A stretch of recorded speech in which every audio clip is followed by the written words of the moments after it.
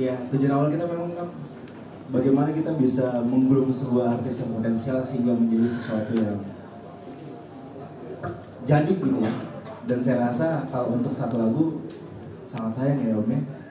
Jadi kita memang dari awal kita memang sudah sepakat untuk menyediakan beberapa lagu bagi mereka. Bukan hanya untuk Kasila, tapi melainkan juga untuk Rizko. Jadi kita cuma memang formatnya kita belum format awal, bukan format album kali ya. Kita masih memang kita menyediakan kita sudah menyiapkan beberapa lagu untuk mereka, tapi tidak langsung sekaligus gelondongan. Jadi mungkin bertahap satu lagu per 2 bulan atau mungkin per sebulan sekali. Mungkin kira-kira kurang lebih seperti itu. Jadi tetap akan ada menuju ke album itu akan ada pastinya. Cuma mungkin bukan untuk sekarang. Ya. Kita pasti akan menunggu momentum juga ya. Ya, itu dia. Jadi nggak cuma langsung album gitu. Kalau dulu kan waktu saya nyanyi dulu ya, langsung album gitu loh. Tapi akhirnya jadinya flop. Karena memang makasih loh pada ketawa loh ya.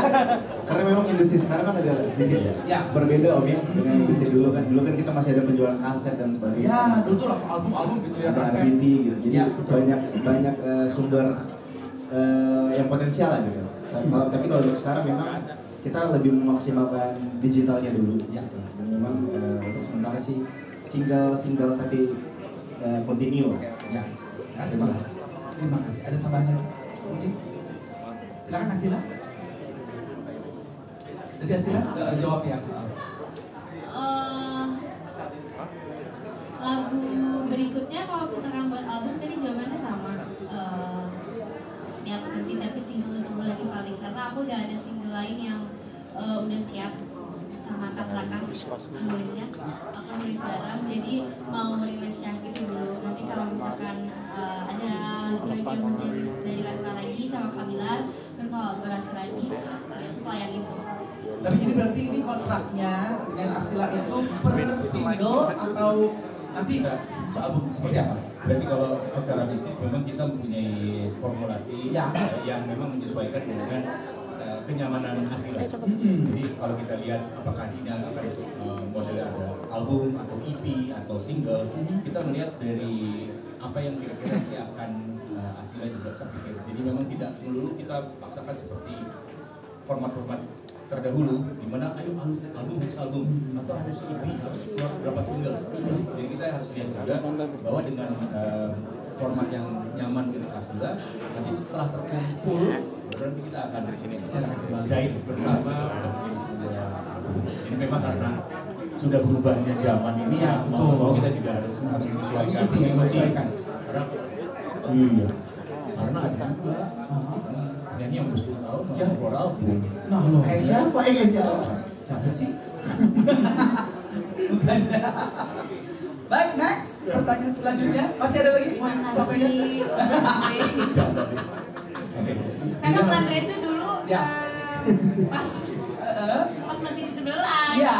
Awalnya dia banget baru selesai kompetisi waktu itu. Dia sama Om Andre. Oh gitu. Jadi Om Andre itu tahu banget pertanyaan. Kalau belum keluar album salah nih Om Andre. Iya, Om Andre sih nggak dikasih album. Orang pendengar kamu kok. Baik, silakan terakhir. Pertanyaan terakhir, monggo. Ada? Atau yang tadi merupakan pertanyaan terakhir? Seperti apa? Ada lagi? Ada? Oke, silakan. Denny. Mas Denny.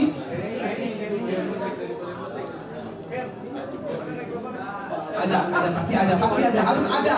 Ya, kalau Mas Denny mah harus ada.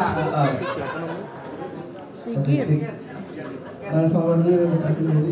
Ya boleh ke depan dikit, boleh kelihatan biar masuk TV Mas. Ini infotainment banyak banget loh. TV kan ini. Apa tuh? Gempar ya?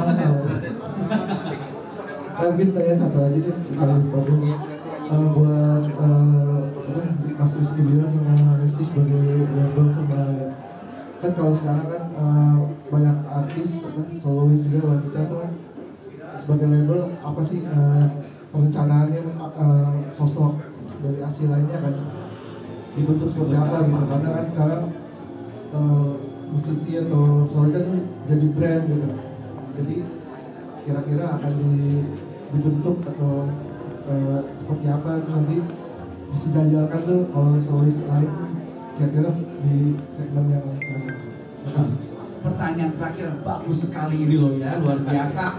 Tepuk tangan dulu dong. Dadakan tapi langsung tahu pertanyaannya apa. Hebat sekali. Pak sini Pak, boleh diambil dulu mic-nya. Monggo Rizky. Seperti tadi di awal saya sempat menjelaskan bahwa kita tuh sudah menetapkan mungkin bisa dibilang 4 pilar ya. Yang pertama, bagaimana kita bisa mendevelop sebuah artis. Mendevelop sebuah artis ini bagaimana kita bisa meningkatkan kualitas si artis ini. Dalam segi apa? Dalam segi pertama vokal, dalam segi bagaimana kualitas dia secara penampilan, itu yang berusaha kita grup, itu yang berusaha kita kembangin. Bahkan kita bersedia juga untuk menyediakan vocal coach misal atau vocalizing gitu. Jadi ya itu satu hal. Yang kedua adalah bagaimana kita bisa menyediakan kualitas musik yang baik tentunya. Karena musik itu adalah salah satu elemen penting juga dalam sebuah karya lagu. Jadi musik itu ada sesuatu yang benar-benar sangat kita perhatikan secara detail. Jadi kita nggak mau si artis ini dengan suara yang menurut kita sudah cukup baik, namun tidak didukung oleh musik yang berkualitas. Jadi itu benar-benar dua hal itu benar-benar kita jaga. Yang ketiga adalah strategi marketing tentunya ya. Kita tentunya pasti akan memanfaatkan era digitalisasi saat ini. Bagaimana semua platform bisa kita manfaatkan dengan baik untuk bagaimana bisa mengembangkan si artis ini gitu. Dan tentunya kita akan cari cara apa yang membuat artis ini berbeda dengan penyanyi solois wanita lainnya. Karena memang bisa dibilang untuk genre pop khususnya Mas ya, kita sama-sama tahu bahwa banyak banget yang namanya penyanyi wanita dari genre pop. Jadi bisa dibilang ini adalah tantangan juga bagi kita tentunya untuk bagaimana bisa membuat penyanyi yang kita hasilkan bisa muncul di permukaan bersaing dengan penyanyi top wanita lainnya gitu. Yang keempat adalah apa tadi Om? Yang keempat kita akan mencoba untuk berkolaborasi, itu penting. Pilar keempat ini penting. Kita sudah itu menurut saya bukan di era yang kita harus berkompetisi lagi ya. Kita sudah saatnya untuk bagaimana berkolaborasi. Jadi kita bagaimana bisa lewat kolaborasi ini bisa menyatukan segmen yang tadi kita punya, bisa hadir untuk bareng-bareng menjadi satu market yang besar lah gitu nantinya gitu. Jadi nggak menutup kemungkinan nantinya talent kita baik itu Asila ataupun penyanyi dari kita lainnya akan berkolaborasi dengan penyanyi lain dari label lain juga gitu. Karena memang pada dasarnya kita selalu terbuka untuk siapapun gitu.